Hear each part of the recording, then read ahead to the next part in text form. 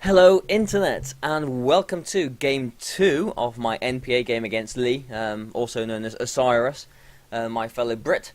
I won the first game. My Aegislash did lots of business against him, did the business over, with the wide guard, protecting me from potential discharge and from earthquakes as well. He did a very good job. So I'm feeling quite good. It's always nice to win your first game of a best of three. And so I felt like I could play a little bit more recklessly, I suppose, in this game. And so I just throw out my Raichu and Azumarill straight away. Just thinking that if he leads wrong, if he lets me get a belly drum off, then I've won the game and I'm happy. And it doesn't work out that way, unfortunately.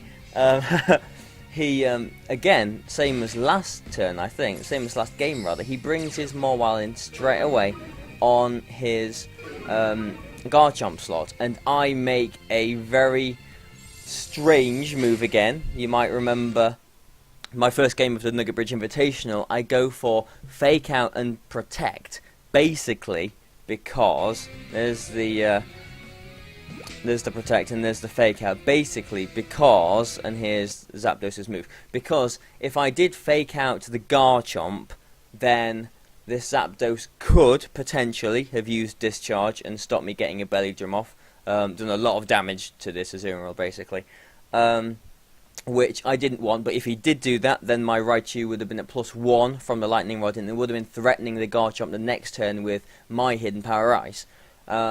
If I had used Fake Out on his Zapdos, then he could have got a free Earthquake off, basically. So, that was my thinking behind that turn. It is normally a very stupid move, going for Fake Out and Protect. I definitely don't advise it in normal play at all. But at least I can see now that his Zapdos has locked itself into Hidden Power Flying, and so it is not threatening me at all, really. It's not worrying me in any way. And so what I do is, because I won the first game, I get impatient. I remember this turn quite well. And basically, in my head, I was thinking, don't be silly, Barry. Bring Aegislash in for Azumarill, because he's got to target that slot in case I go for Belly Drum. I thought, well, if I go for the Belly Drum, then at least I'm going to get a Thunderbolt off, you know, guaranteed on this Mawile, but he does the sensible move. He punishes my stupid move, my impatient move.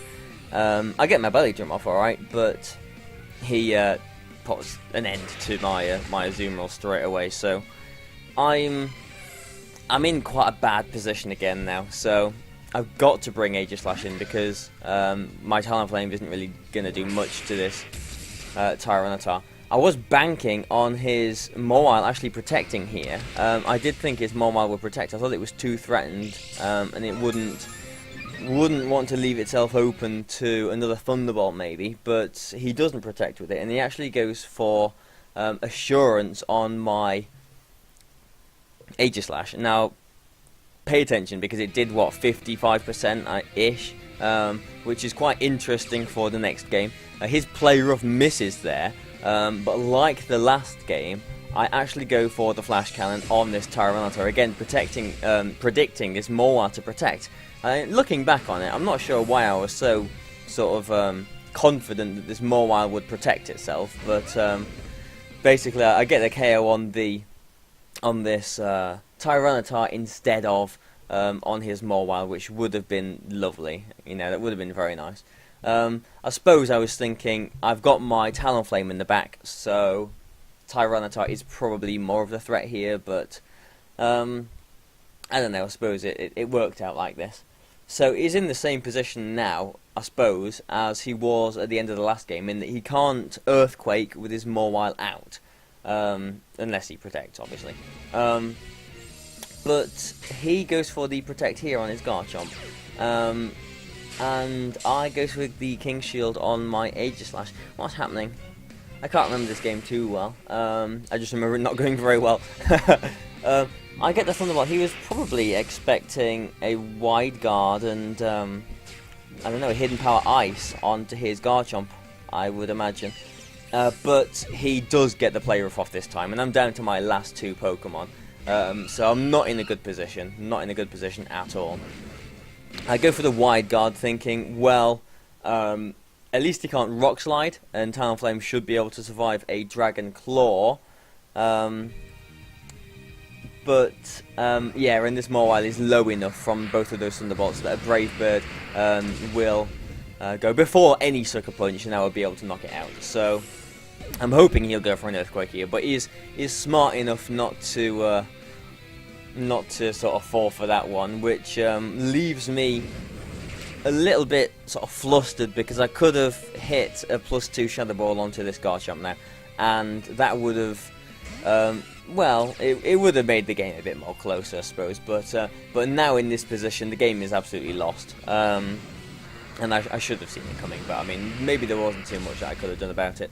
A critical hit here, and you know, it still would have survived. So the game's lost. An Earthquake and a whatever electric move he wants to lock himself into, Major Slash is going down. So this game basically didn't go my way, obviously, but it was because of that turn early on when I got really impatient.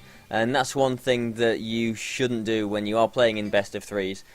You need to be able to keep your head and always play sensible moves. I knew in my head at the time I should have brought my Azumarill out and put the Aegislash in, but I don't know, maybe I was tired, maybe I was impatient, I don't know. I just made that play, and it turned out badly, and so he got so much momentum from that, and I lost my Azumarill very cheaply as well, which would have helped out a lot later on, but you know, that's how it worked. I paid for my bad move, and that was the game. So hopefully you enjoyed that. Feel free to you know, support the channel and whatnot with this scheduling business that I'll be doing. The next game, Game 3, the deciding game of this best of 3, will be going on tomorrow. Fingers crossed. So thanks for watching, guys. I hope you've enjoyed it, and bye for now.